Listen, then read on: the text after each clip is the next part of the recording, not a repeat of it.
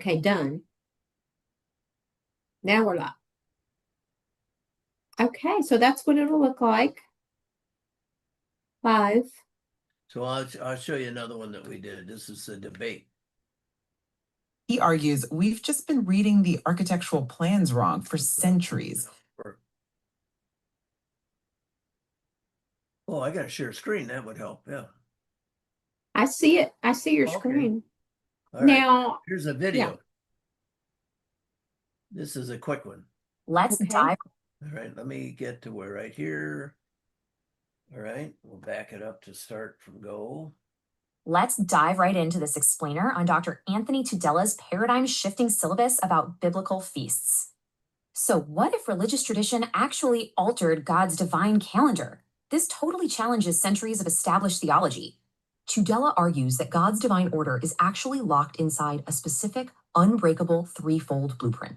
Just like a threefold cord, the tabernacle, priestly garments, and 7 feasts absolutely must witness together. You can see the progression here, right? From the death of our flesh straight to resurrection. Now, here's the absolute foundational rule. Any true biblical feast must be a Sabbath. A real feast literally requires these specific divine mandates. You can't just skip them. And a Sabbath means resting entirely in God's finished work. No relying on human labor allowed. So, with those strict rules set, we got to ask ourselves, did historical tradition mess up the calendar?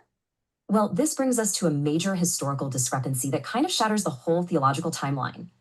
Get this, the famous Feast of Firstfruits isn't actually a feast at all. It's just a barley wave. See, in month 1, that barley wave completely lacks a mandatory Sabbath and a holy convocation.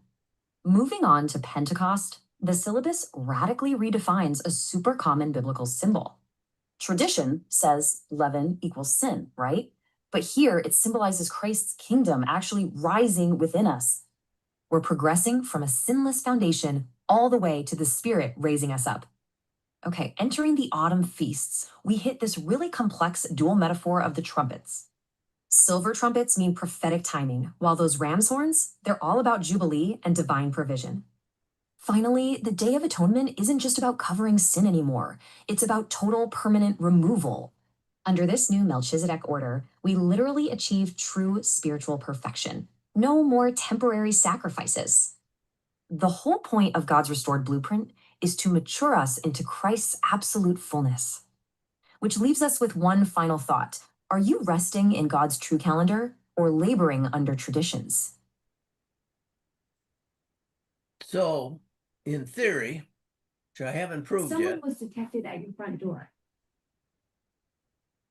In theory, if we took, let me see here.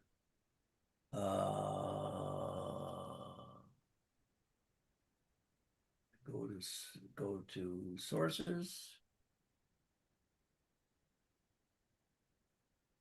If we took the garments, they should line up with the feasts.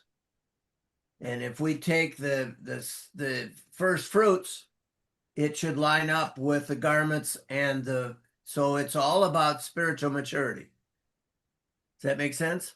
Yes. Puts a whole different spin on all of it. Yes. And the other part of it is it reinforces the belief in what that we're right by the feast, the garments, and the tabernacle. They all are designed in the same format. Yes, the pattern. Yep, it's the pattern. All about the pattern, yes. In types and shadows and Yep. I haven't done I've just started on Romans. So I'm interested to see what that has. But at any rate, we've got it working. So is it getting the video from the syllabus? Right. What Yeah. we do is hang on a second, let's go back. This is 7 feasts. Here's the syllabus right there. That's the 150-page document that he gave us.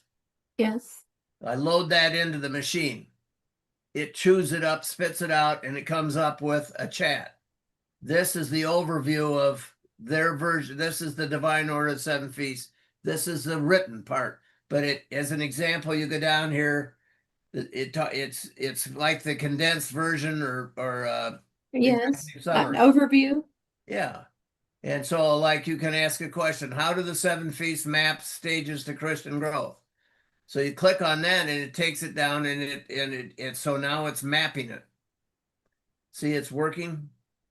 Yes. And then how do the video, you just tell it to Video is just another version of the same thing. okay. But here we have the Feast of Passover as the new birth, the Feast of Unleavened Bread, etc., etc. Okay. Then we can, the other part of that is like the Feast of Passover. Where does that come from in the Sibboleth? So Passover represents the initial born again event where a believer personally accepts Jesus as the Lamb of God. Then there's a number 7. Do you see that right there? Mm-hmm. When I highlight it, it shows me that in the book of Revelation, the word beast refers to the fallen man 29 times. And this has gone back to the syllabus, and this is where it got its information from. It's the source. But right next to it is the number 8. So we look at that. It's the source. As explained in the Passover feast on page 14, second paragraph, it is the personal acceptance of Jesus as your personal lamb, and then coming in holy convocation. All right. You see how that is? So then so that's the chat section. Then we have a studio. All right. In the studio, we're going to close this up here. Hang on a second. We'll go right to here. We have all these different options. We have an audio version, which is just an audio of what we just read. Then we have a mind, which is a map of the mind and the logical progression of how this whole thing is developed. Then if I click on these, it'll create them again. They're all down here below. Mm-hmm. Okay.